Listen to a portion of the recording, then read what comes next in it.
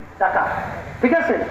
আচ্ছা, বর্তমানে একদল বেরিয়েছে, বুঝলেন, কলম ধরে।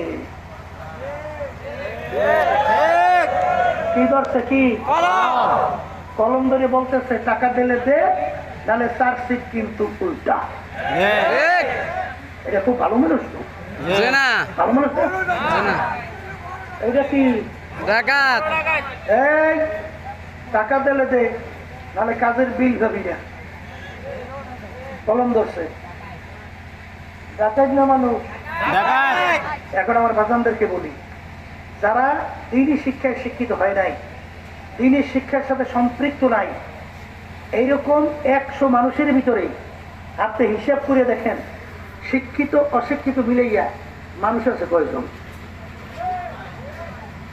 একজনও নাই, একজনও নাই।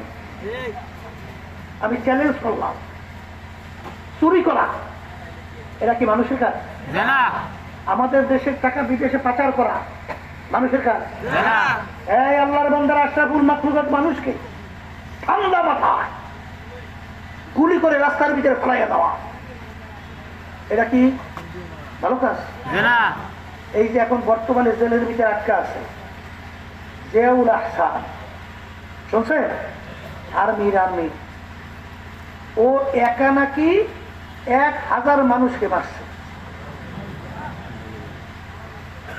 বুঝলেন?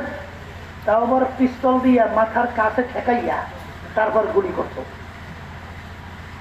জিজ্ঞাসা করছে যে তুমি মাথার কাছে নিয়ে পিস্তল ঠেকাই গুলি করে কেন? করে যখন কাছে নিয়ে গুলি করি তখন এই মাথার ভিতর থেকে মগজ এবং রক্ত বের হয়, ছিটকে ওঠে না গুলি করার পরে। ওই যে তখন হাতের মধ্যে লাগে তখন আমার ফিলিংস তৈরি হয়।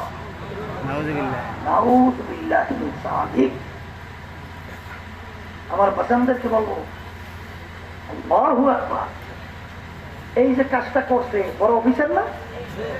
ও কোনো শিক্ষায় শিক্ষিত হয় নাই?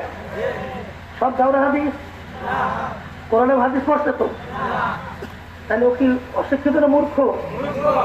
না, ও তো শিক্ষিত, কিন্তু যেই শিক্ষায় শিক্ষিত হলো ওই শিক্ষার মাধ্যমে ওকে মানুষ বানায় নাই, ওকে কুত্তা শিয়াল শুয়োরের চোখা বানাইছে। ভুল বলি নেই তো? ঠিক বলছি?